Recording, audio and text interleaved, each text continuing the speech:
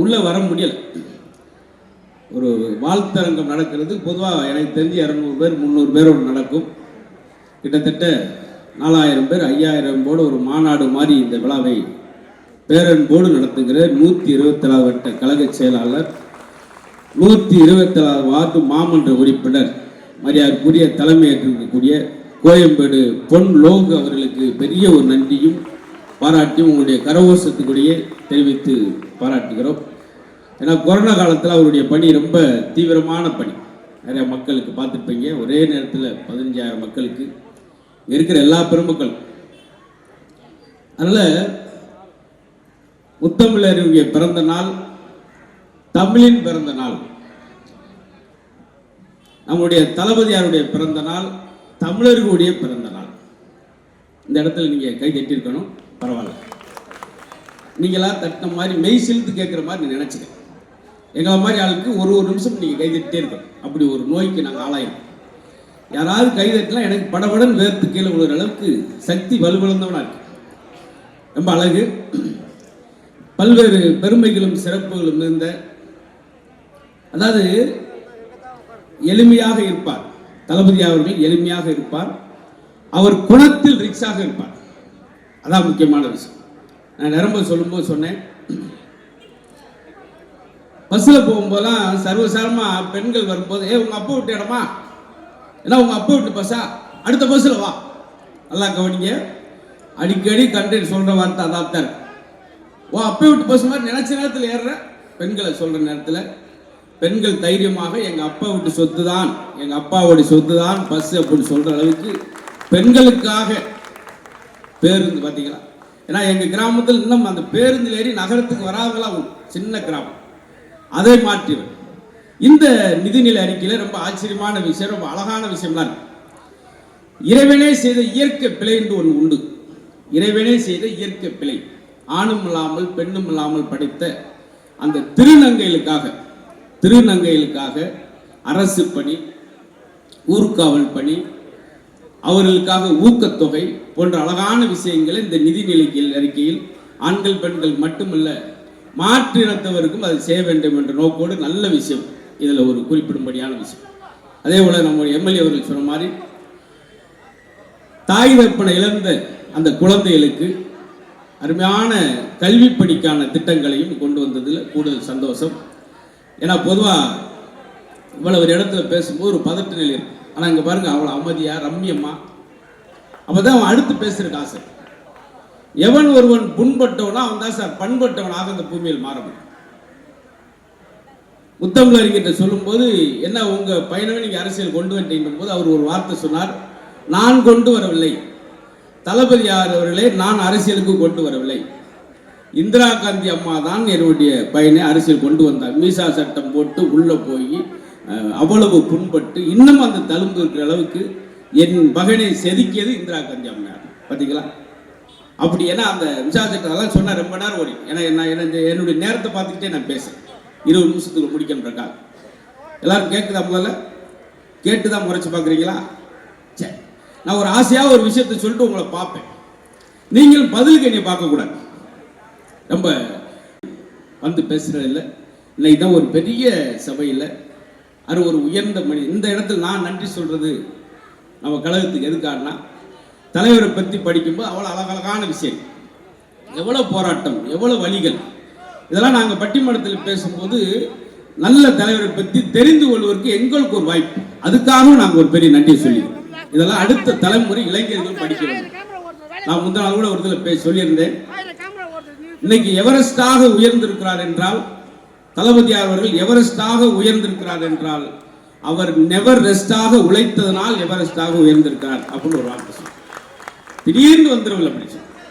எவ்வளவு விஷயம் சொல்ற பாருங்க சார். ஆமா, பார்த்துங்க சார். இன்னொன்று, இந்த விழாவில் நேர்த்தியை பாருங்க. அந்த தமிழுடைய உச்சக்கட்ட பண்பாடு, விருந்தோம்பல் கொடுக்கிறதா இருக்கட்டும், வரவேற்கிறதா இருக்கட்டும், நேர்த்தியாக. மித்த இடங்களில் பார்ப்பேன், ஒருத்தமே 150 பேர் உட்காந்துருப்பாங்க, 15-20 சண்டை போட்டு கிடப்பாங்க. இங்கே அப்படி கிடையாது. அது மட்டும் இல்லாமல் சொல்லிக்கொண்டே இருக்கலாம் சார். சார் சாதாரண இந்த நிதி நிலைக்கில இந்த மாதம் இப்போ சொன்னதில் என்ன ஒரு முக்கியமான விஷயங்களை எவ்வளோ அடுக்கி சொல்லியிருக்காங்க பார்த்தீங்களா?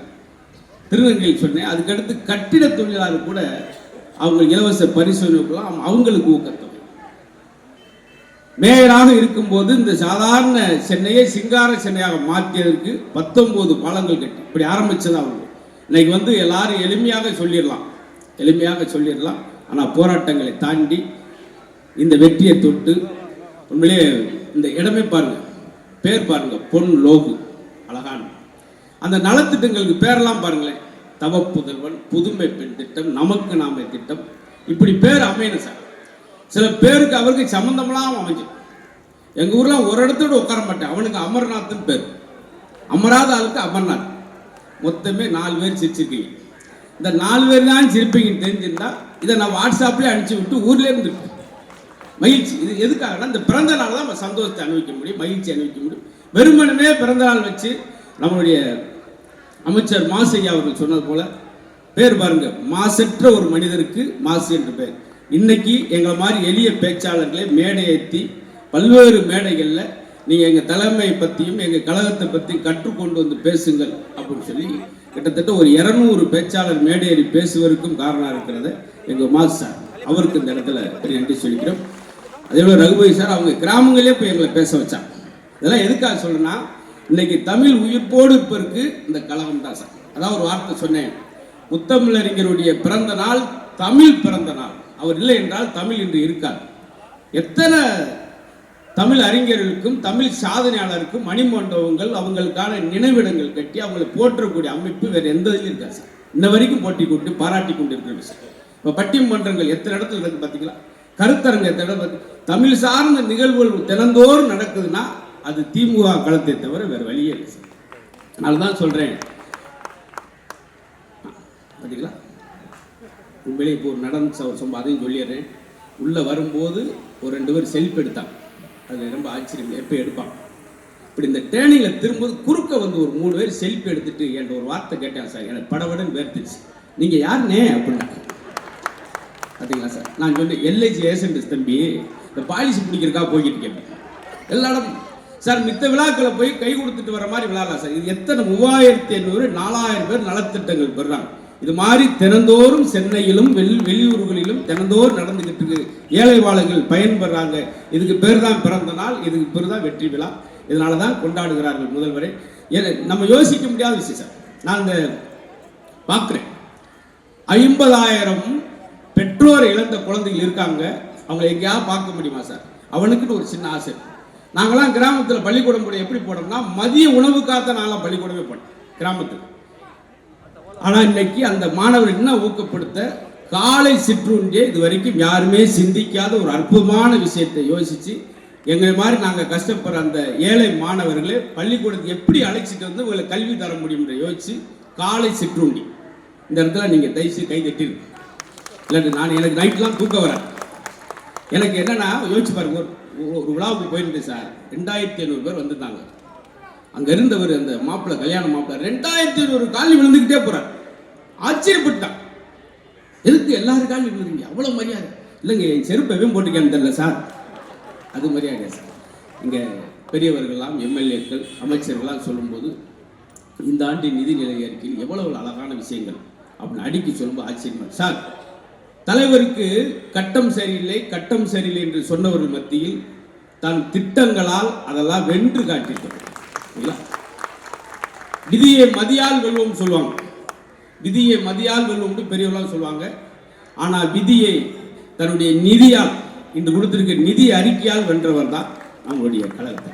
அதுதான் எல்லாரும் சொல்றது, ஐயாவுடைய ஆயுள், நம்ம தலைவருடைய ஆயுள், ஏழைகளுடைய ஆயுள், தலைவருடைய ஆயுள் தமிழின் ஆயுள், தலைவருடைய ஆயுள் காலம் தமிழருடைய ஆயுள் காலம் என்பது எந்தவித மாற்றம் இல்லை என்பது பெரிய விஷயம் சார். அதனால தவப்பூர்வ திட்டமாக இருக்கட்டும், இந்த ஆண்டு புதுசாக வந்து இன்னொன்று, கிராமப்பகுதியிலிருந்து வர்றவங்க, இந்த சென்னைக்கு வாழ்வாரம் தேடி வர்றவங்க, பெற்றோரை காப்பாற்றணும் அந்த பெண் குழந்தைகளுக்கு ஒரு இடம் இருக்கா சார் தங்கிருக்கு. அதற்காக கூட தோழி விடுதி என்று சொல்லி இந்த நிதி நெருக்கடியில் ஒரு குறிப்பாக ஒரு புதிய விஷயத்தை ஒன்று சொல்லியிருக்கேன். இப்படி அழகழகான விஷயம். இதெல்லாம் நான் சொல்லும்போது நீங்கள் ஒரு மனசு, ஏன்னா எப்பயுமே இந்த குழந்தைகளுக்கு மருந்து தர்றப்ப கசக்குன்னு துப்பிடும். அப்போ அந்த மருந்தை வந்து கருப்பட்டிக்கு வச்சு கொடுப்பாங்க. அது மாதிரி நகைச்சுவை கடையில் இந்த விஷயத்தை சொல்லி ஆடுற கட்டாயம். எனக்கும் எல்லாரும் ஒரு ரோல் மாடலாக பேசுகிறப்ப ஒரு மோட்டிவேஷன் பேசுறப்ப எடிசனை பாருங்கள், காரல் மார்க்ஸை பாருங்கள், வெளிநாட்டிலே சொல்லாது. அடுத்த தலைமுறை, அடுத்த இளைஞர்கள் தளபதியாரை பாருங்கள். 14 வயதில் தோன்றிய அந்த கடின உழைப்பு இன்ன வரைக்கும் கொஞ்சம் கூட விட்டு விடாமல் தொடர்ந்து கொண்டே இருக்கிறார் அப்படின்ற வேற ஒன்றும் வெளியெல்லாம் யோசிக்கிறோம். அந்த இதை நான் ஒன்று படிக்க ஆச்சரியப்பட்டேன். நானுமே எனக்கு ஒரு உந்துதல் வந்தது, ஒரு சக்தி வந்தது காரணம். அது மாதிரி தமிழக இளைஞர்கள் ரோல் மாடலாக நினைக்கக்கூடிய ஒரு அற்புதமான தலைவரை பெற்றிருக்கிறோம். அவருக்கு 72வது பிறந்த நாள், பிரம்மாண்டமான விழா. இந்த பகுதியில் கண்ணுக்கெட்டு திசையில் மக்கள் வெள்ளத்தோடு அத்தனை பேரும், அது பெண்களுக்கான திட்டங்கள் தான். அமைச்சர் சொன்ன மாதிரி பெண்களுக்கான திட்டங்கள் தான் அதிகபட்சமாக. ரொம்ப ஆச்சரியம். நான் சொன்னேன் பார்த்தீங்களா, மகளிர் கிட்டத்தட்ட 26 நாளும் நின்று கொண்டு 15,000 மைல்கள் சென்று அத்தனை நலத்திட்டங்களை வழங்கிய ஒரு முதல்வர் இருக்கிறார் என்றால் அதுவும் நம்முடைய தளபதியார் அவர்கள், நம்முடைய கழக தலைவர் அவர்கள். அவருக்கு பெருமையான வாழ்த்துக்களை, உங்களுடைய அத்தனை ஒரு வாழ்த்துக்கள் உள்மனதிலிருந்து. ஏன்னா வாழ்க்கையை புதைப்பதா வாழ்க்கை என்றால் அன்பை விதைப்பதான் வாழ்க்கை, எடுப்பதா வாழ்க்கை என்றால் பிறருக்கு கொடுப்பதான் வாழ்க்கை. இந்த மண்ணில் வாழும் நாட்களை விட பிறர் மனதில் வாழும் நாட்கள் தான் உயர்வான நாட்கள். அந்த மாதிரி பிறர் மனதில் வாழ்கிற கழக தலைவருக்கு உங்களோடு சேர்ந்து நாங்களும் இனிய பிறந்த நாள் வாழ்த்துக்களை அன்போடு சொல்லி மகிழ்கிறோம். பல்வேறு ஆண்டு, பல்வேறு 100 ஆண்டு காலம் மகிழ்ச்சியோடு வாழ வேண்டும். தமிழர்களும் தமிழும் செழிப்போடு வளர இது மாதிரி விழாக்கள் தொடர்ச்சியாக நடத்த வேண்டும் என்று சொல்லி அருமை அண்ணன் பிரம்மாண்டமான விழாவை பொன் லோக் அவர்கள் ஏற்பாடுபடுத்தி கொடுத்தார். அவருக்கும் என்னுடைய அன்பான நன்றி, அன்பை சொல்லி விடைபெறுகிறேன். நன்றி, நன்றி, வணக்கம்.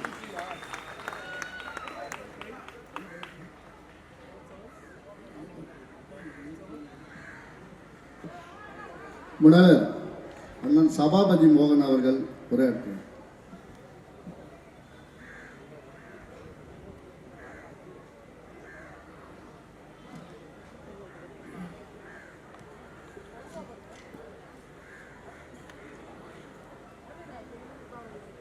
எழுச்சியோடும்